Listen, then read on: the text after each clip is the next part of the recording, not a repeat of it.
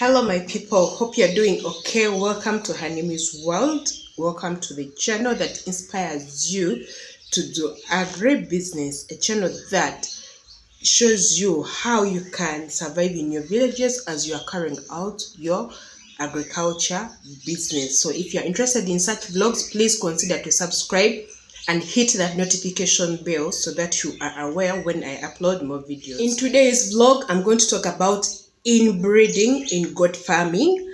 What is inbreeding and how can you control inbreeding in your flock? So let's pop into the video.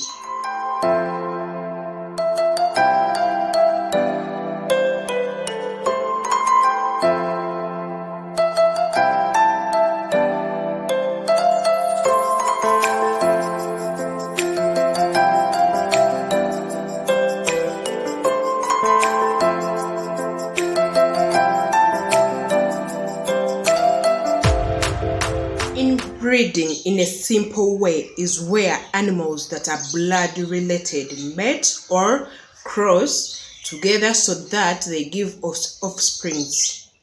Brothers and sisters coming together and mate, then they give you offsprings. Such a method is called inbreeding. Even if they're not brothers and sisters, even if it's a father and a daughter, or a grandfather and a daughter, something like that. So long as these animals are kind of related, like they have some blood relationship, they come and mate together to give you offspring. That is what they call inbreeding.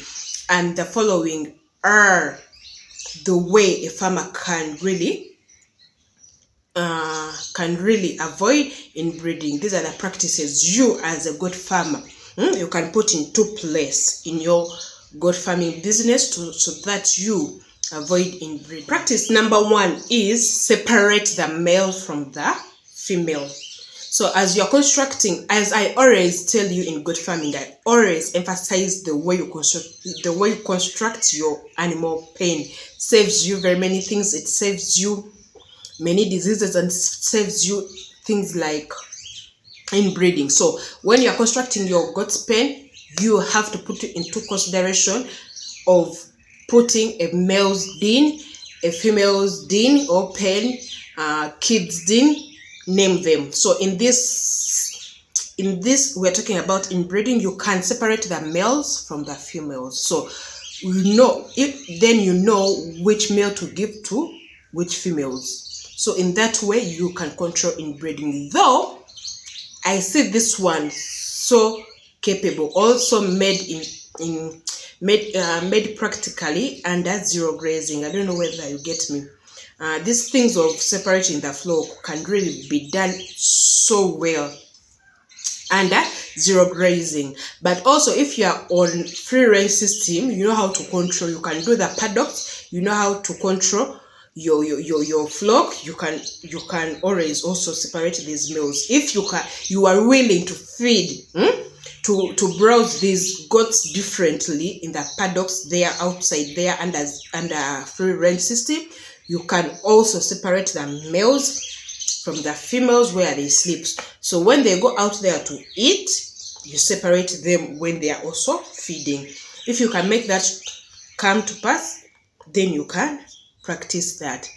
So that is one point. Another point is what? Another point is castration. That is why I do castration on my farm. Some people call it barbaric, but me, I do castration on my farm. There is a period of time when you receive a lot of bucks, but when I'm doing castration, guys, I have to first see the features of those small bucks, and I see which buck has features that it will turn up to be good bucks. So I'll make a video to show you what we can see in a buck, and we decide what to castrate or not to castrate. But since I'm not so much breeding for like breeders, I don't have those exotic breeds. In most cases, I castrate my bucks, and these bucks at the end of that day, we have to sell them for meat. And I'm told that goats that are castrated, their meat is so delicious. It doesn't have that smell of a buck. So some people love that meat of a castrated buck. So We castrate all the offspring so that they don't disturb their sisters to carry out inbreeding. So castration is also another method for carrying out inbreeding. But for me on my farm, actually I always advise people that you get these advices from us, but it doesn't mean that you have to put everything that we say on the ground. Why? You pick on advices that work on your ground or work at your farm depending on your setting. So according to my setting in my farm, as I always tell you, we have a community land. Like, it's not community land, but we all decided to feed our animals all together, guys. So for me, I cannot separate the back, because I know even if I separate the backs, when they go out there to feed, there are no paddocks, as in we cannot feed them separately. They will always come together and engage themselves. So what we do, for me, what I do on my farm, I castrate the backs. Most of the backs, I castrate them. Those few that I've left, I separate them. So when they grow like at around 8 months or 6 months, I separate them at around 4 months. Then after like they reach 8 months to 8 months and above, then I'll sell them off. Then I remain with the main backs of the house. So these main backs of the house, of the pen, when they give birth to kids and those female kids of theirs reach an age where they are beginning to give birth, around, it depends on the way you feed them, but these young female goats begin like going on heat around the month of 4 and above months, depending on how you feed them. For the local ones, even a year, even others can take 1 year plus. So if these female bucks, the kids of this I want you to get me right. If these female kids of our main buck reach that age of going on heat, then we remove these bucks. We always remove these bucks, then we bring in other bucks. That is very simple. So for us, instead of separating the main bucks of the flock from the female and we feed them separately, what we do, we always change these bucks.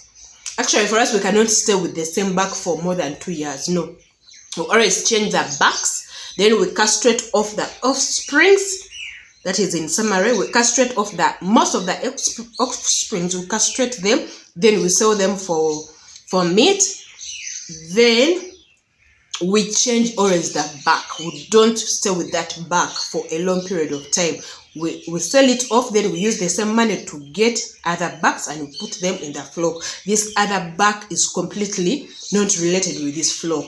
To remove that castrate of always being there, to separate, to feed differently, that is what we do. Simple like that. We castrate and we always change the back. We make sure that this back doesn't again mate with the kids. If the kids reach that age of going on heat, we sell off the father of those kids. Then we get other backs. So the challenges we've gotten with that method is getting a good back here in my country is not easy. So we have to move and get good backs.